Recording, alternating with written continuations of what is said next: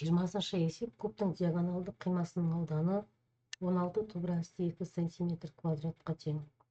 Бірінші куб қырының ұзындығын табыңыз, екінші табанының диагоналын табыңыз, үшінші кубтың диагоналын табыңыз, төртінші бетінің ауданын табыңыздар дейді.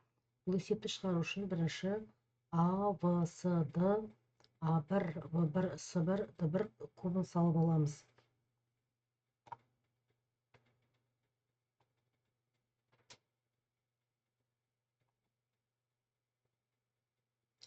Енді бізде кубты салып алдық. Кубтың диагоналдық қимасының ауданын табыңдар деп тұрғандықтан кубтың диагоналдық қимасын саламыз.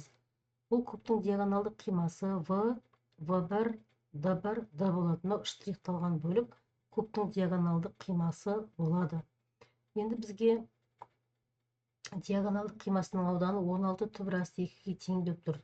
Тең деп тұр. Олай болса біз 16 түбірасты 2 тең В1, В1 көбейту В1 деп аламыз.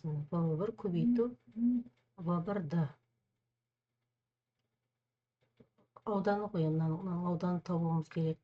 Сонда бізде В1 дегеніміз, В1 Д дегеніміздің өзі кубтың табаны А, В, С, Д бізде шаршы болады. В-ды шаршының диагоналы, ал шаршының диагоналы А-ның квадратына А-ның квадратын қосқанға тең болады. Олай болса бізде В1 көбейту түбірасты 2 В1 болып тұр. Ол дегеніміз бұл куб болғандықтан барлық қабырғалары бірдей. Мына жерде барлық қабырғаларын В1 деп алып отыр. Сондықтан мына жерде түбірасты 2 В1 болып тұр. В1 көбейту, мына жерде В1 деп алған, мына жерде В1 деп алған, В1-дің квадраты қосу В1-дің квадраты болады. Сонда түбірасында 2 В1-дің квадраты болады. В1-дің квадратынан В1 шығады, түбірасты 2 қалатын жерде. Енді В1-дің квадратына түбірасты 2 мен түбірасты 2 қысқарып кетті. В1-дің квадраты тең 16. Сонда В1 дегеніміз түбірасты 16. 16 түбір 4-ке тең. Олай болса, кубтың қыры 4 сантиметрге тең деп тұр.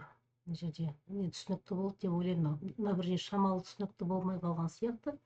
Бұл жерде біз барлық қабырғаларын В1 деп алып тұр ғой. Мына жер В1 болса, мына жерде де В1 деп алып тұр, мына жерде де В1 деп алып тұр. Пифагор теоремасы бойынша В1-дің квадраты қосу В1-дің квадраты ғой түбірастындағы. В1-дің квадратына В1-дің квадратын қоссақ 2 В1-дің квадраты болады. В1-дің квадраты түбірден шығып кетті де, түбірасты 2 қалды осы жерде. Бірінші кубтың қырының ұзындығын таптық. Екінші табанның диагоналын табыңыз дейді. Табанның диагоналы деп отырғанымыз бізде В-ды. В-ны табуымыз керек. В-ды мына шықты мінекей. Так, түбірасты 2 В1 көбейту Д мына жерде. Тура жаңағы айтқанымыздай, тура мына В-ды дегеніміз табанның диагоналы ғой. Сонда мінекей В-ды тең В1-дің квадраты плюс В1-дің квадратына барлық қабырғаларына В1 деп алғанбыз ғой. Қосу 2 В1-дің квадраты В-ды тең 2 В1 табанның диагоналы. В1 бізде жаңа 4-ке тең ғой. 4-ке тең. Сонда 4 түбірасты 2 В1 бізге 4-ке тең табан диагоналы. 4-ке тең деп жазып алдық қой. Сонда 4 түбірасты 2 болады. Табанның диагоналының ұзындығы.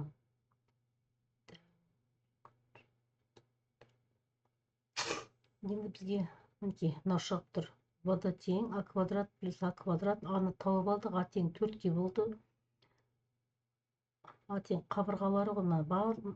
Барлық куб болғаннан кейін барлық қабырғалар А деп белгіленеді. А тең 4-ке болып тұр. Орнына қойдық. Бізге енді мінекей В-ны табу керек. В-ды бізде 4 түбірасты 2-ке тең болды. 4-тің квадраты плюс 4-тің квадраты. Мына жер бізге 4-ке тең болады. Мына жер бізге 4-ке тең болады. 4-тің квадратына 4-тің квадратын қоссақ 4-тің квадраты 16, 4-тің квадраты 16, 16-ны 16-ға қосса 32, 32 дегеніміз 4 түбірасты 2 болады. Тең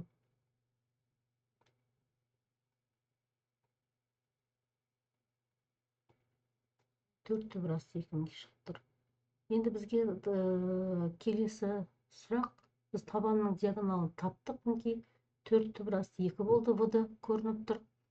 Енді бізге Б-сы кубтың диагоналын табыңыз дейді. Кубтың диагоналы дегеніміз В бар мен Д. Мына В бар менен Д-ны қосатын болсақ, бізге бұл кубтың диагоналын береді. Кубтың диагоналы дегеніміз, мына қабырғасы бізде 4 болды.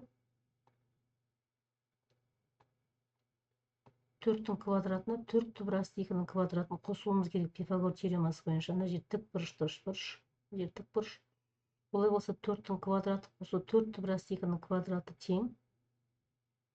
Бізде болады 4-тің квадраты 16 ғой. Мына жерде 16. 4-тің квадраты 16 болады. 16-ға 32-ні қосамыз, 48 болады. Сонда 48-ден 4 түбірасты 3 шығады. Сонда мына диагонал дегеніміз 4 түбірасты 3-ке тең болып тұр. Бетінің ауданын табыңыздар дейді. Бетінің ауданы дегеніміз барлық жақтарының аудандарының қосындысын табыңыздар деп тұр. Кубтың 6 жағы бар. 6 жағы болатын болса, бір жағының ауданын тауып алып 6-ға көбейтуімізге болады. Ол формула мынау тұр. Толық бетінің ауданы тең 6 көбейту табанының ауданы. Табанның ауданы бізде 6, мынау 6 дегеніміз 6 жағы, табанның ауданы 4-ке тең. 4-ті 4-ке көбейтеміз 16 болады, сонда 96 см². Оқулықтың соңында жауаптары да осылай.